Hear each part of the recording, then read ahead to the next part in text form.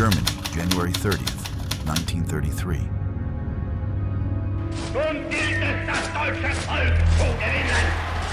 Ich weise meine Kraft. Germany, May 7th, 1945.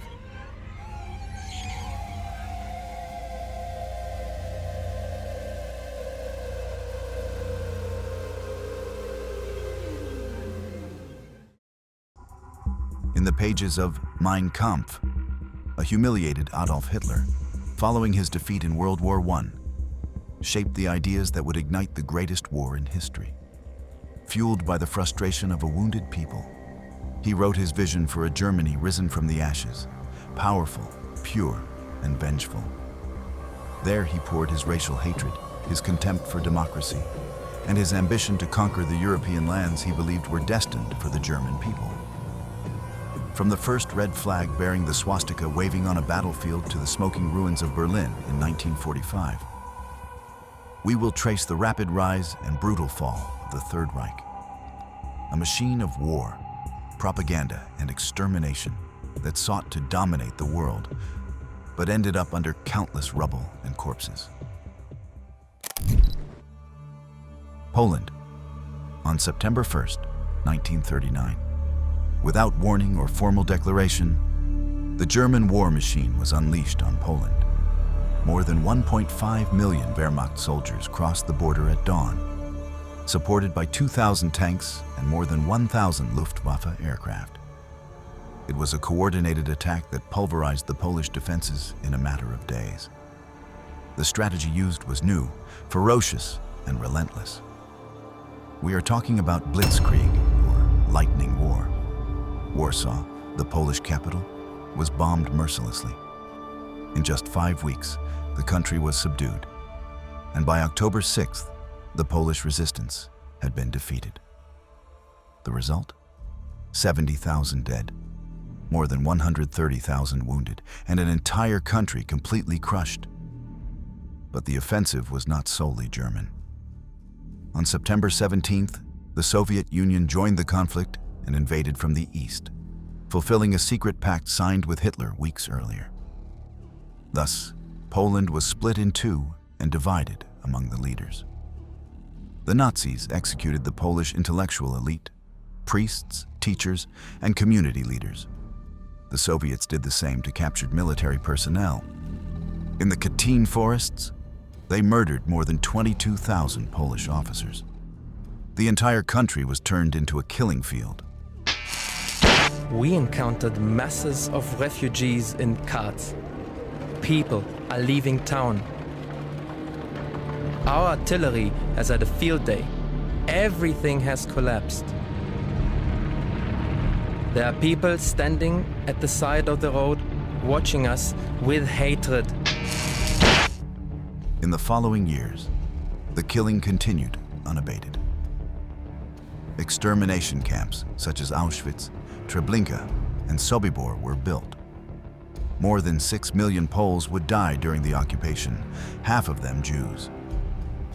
But how did it all begin? To understand the brutal outbreak of the conflict, we must go back years to the meteoric rise of a man who knew how to capitalize on the resentment of a humiliated nation. Since the end of the First World War, the German people have been living with the consequences of a catastrophic defeat. Almost half of the workforce is unemployed. Thousands of factories closed their doors. Many an honest German had to resort to theft to obtain food.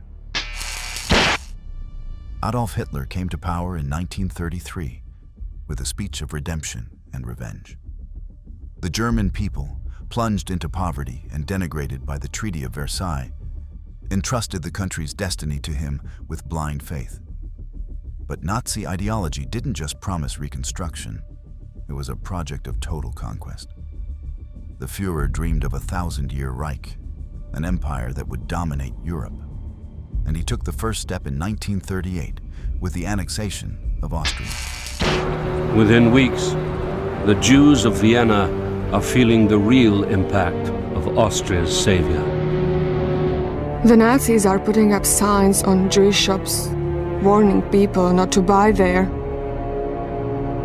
Anybody who resists is beaten up, killed or taken away to a concentration camp.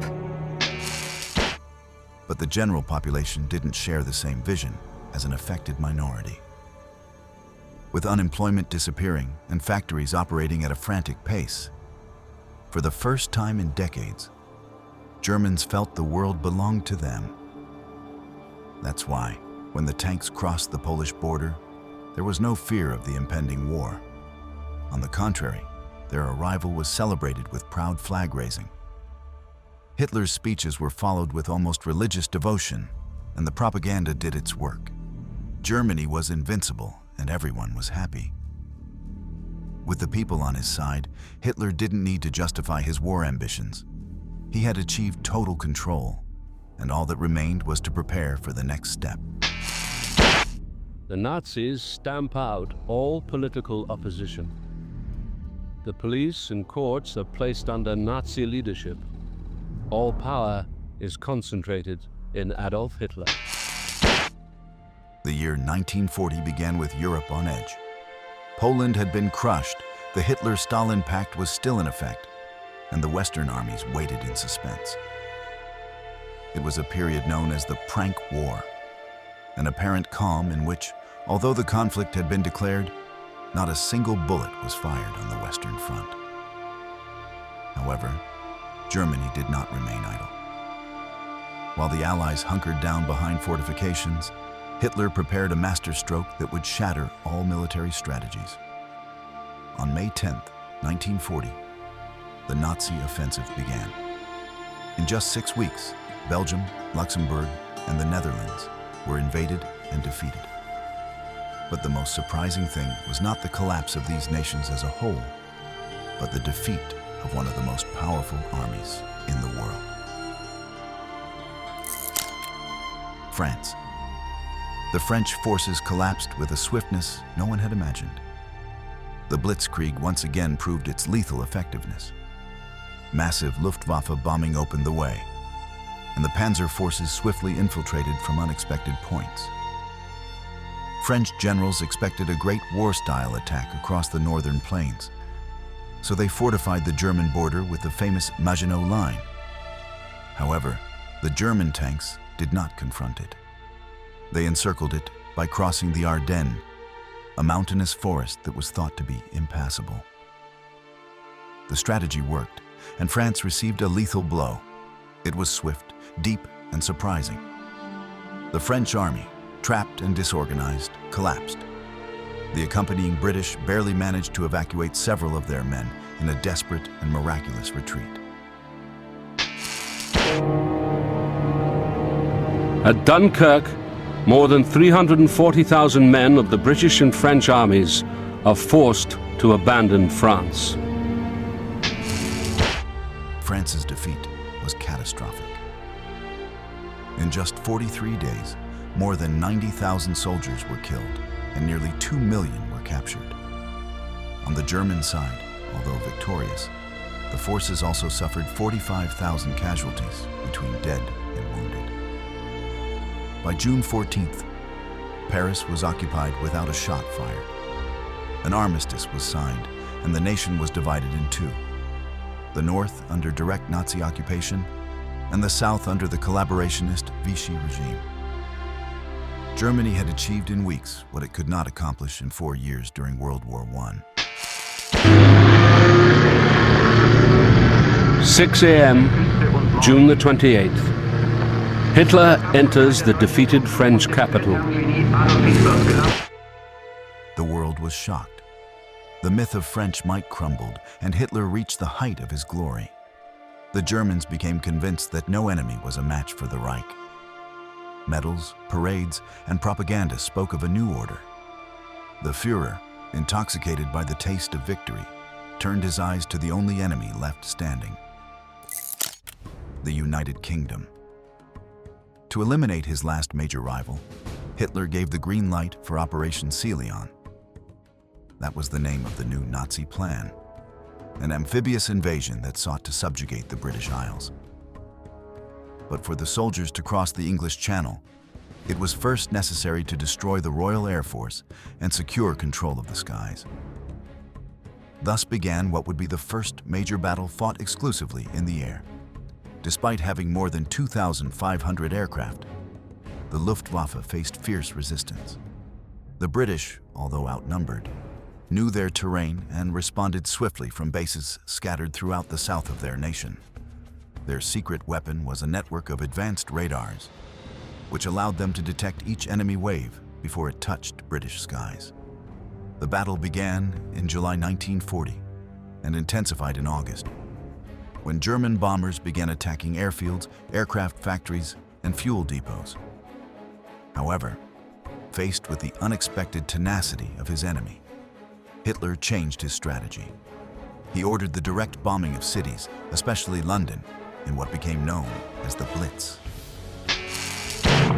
If the Royal Air Force should drop 2,000 or 4,000 bombs, then we will drop 200 or 400,000, even 1 million bombs in a single night.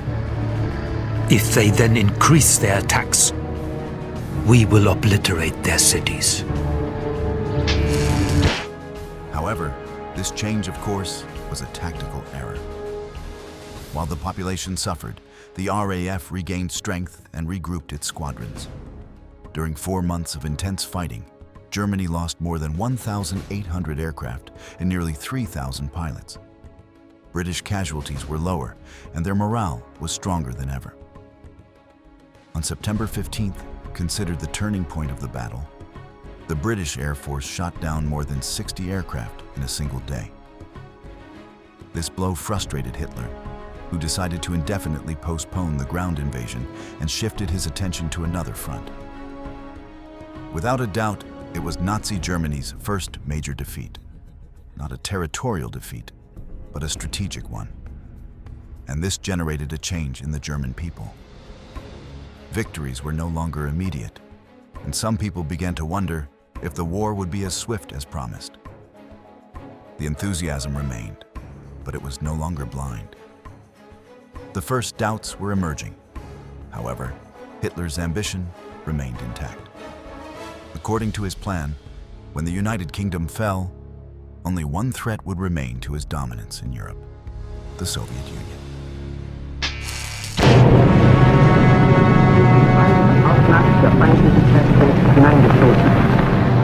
Dawn, June the 22nd, 1941. More than 3 million German soldiers crossed the border into the Soviet Union.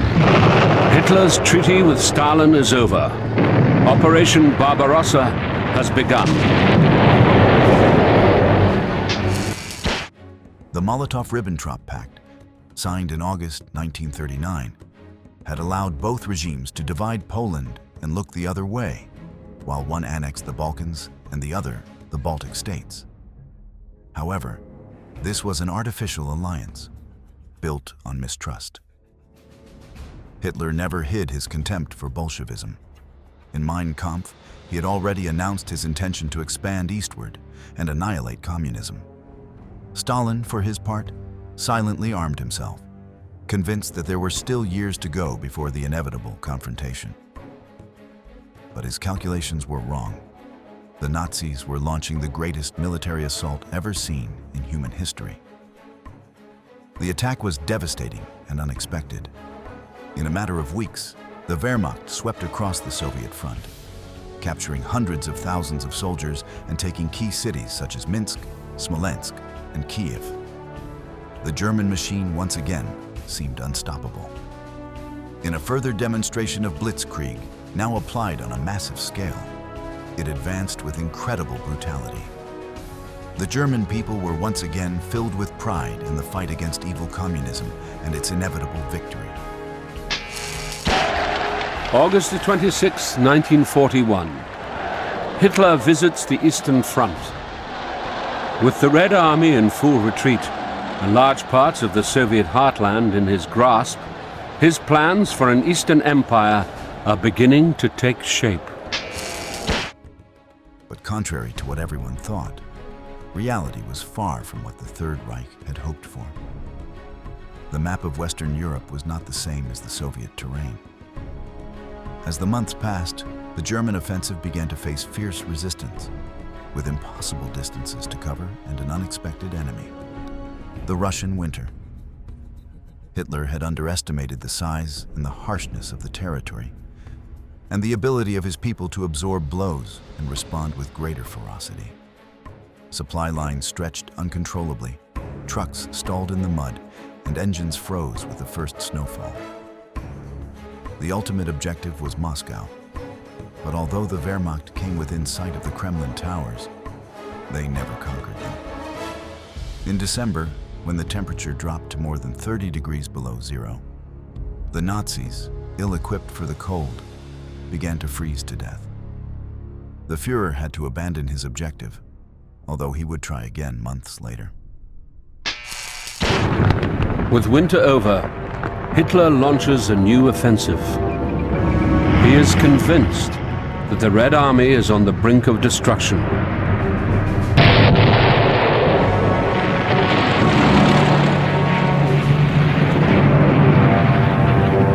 All about is an ear-splitting, gigantic record. Shot after shot. A never-ending inferno. But by then, the Soviets had already prepared. The war ceased to be a lightning campaign and became a savage war of attrition. Between 1942 and 1943, the Battle of Stalingrad took place, where more than 300,000 Third Reich soldiers were defeated by the Red Army, which, through sheer bloodshed, changed the course of history. That victory for the USSR marked a turning point. The enthusiasm of the German people had disappeared, and if they continued to obey the Nazi regime, it was out of fear, not fervor. Meanwhile, in North Africa, the troops of the Afrika Korps were defeated by the British at El Alamein and then expelled from the continent by an Anglo-American force. The year 1943 also marked the fall of Italy. Mussolini was overthrown, and the new government signed a surrender. Germany had to occupy the peninsula to sustain an increasingly fragile front. And when their divided troops seemed unable to cope, a new blow struck. The Normandy landings, June 6, 1944. The Allies began their invasion of Nazi-occupied French territory. Hell fell from the sky and emerged from the sea. That day, more than 156,000 Allied soldiers landed on the beaches of Normandy. The plan was meticulous. Thousands of warships and transports crossed the English Channel, while paratroopers were dropped behind enemy lines during the early hours of the morning to cut communications and sow chaos. 5 beaches became battlefields: Utah, Gold, Juno, Sword, and Omaha. The latter was bloodier, where the Americans faced fierce resistance from German troops entrenched in bunkers and hills. The Allied side suffered more than 10,000 casualties, with at least 4,000 confirmed dead. The Germans suffered around 9,000, but their logistical and tactical disadvantage was increasingly evident. Hitler disbelieved in the invasion. At first, he believed it was a diversion and delayed critical hours in mobilizing reinforcements. By the time he reacted, it was too late. The Normandy landings were the beginning of the end. In less than 3 months, Paris was liberated, and the Allies began a long march toward Berlin, opening a new front that Germany could not resist.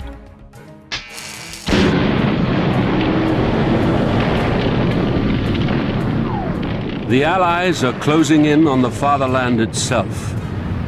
Hitler is still telling his people that the war can be won.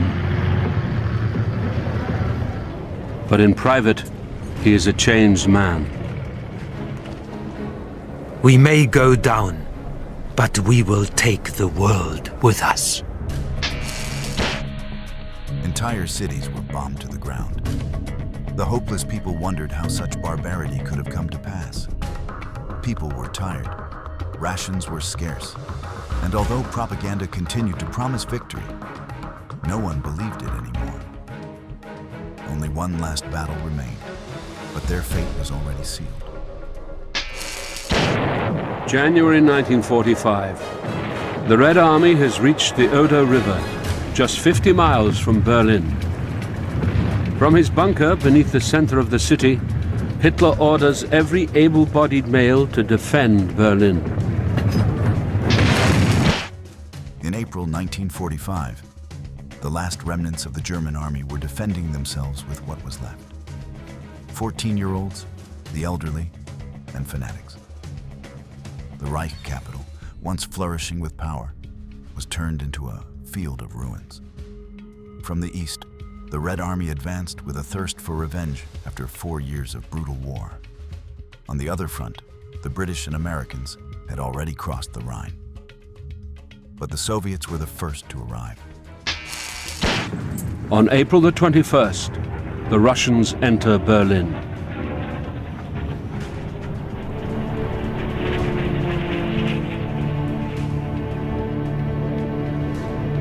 With more than 20 million Soviets already killed in the war, the Red Army allows its soldiers to celebrate. As many as 2 million German women are raped. The city was in ruins. The streets were trenches. Children were sent to stop tanks. And in the midst of that chaos, on April 30th, Hitler decided to end his life in his bunker. In the ruins of the Nazi chancellery, Hitler's underground bunker is discovered. It is deserted. After finally marrying his mistress, Eva Braun, Adolf Hitler has committed suicide. In order to escape the disgrace of surrender, my wife and I choose death. Berlin finally fell, and on May 8th, 1945, Germany surrendered. The Nazism that promised 1,000 years of glory didn't even survive 20. What was left behind was a destroyed Europe, 6 million murdered Jews, and a German people who had to learn to look at their reflection in the mirror of history. Such was their emotional journey during World War II. A journey from blind faith to resignation, from collective euphoria to individual guilt. Because when the guns fell silent, what remained was the echo of the questions no one had dared to ask. And so we come to the end. Thank you for joining us. We'll see you in our next installment to continue learning about military history.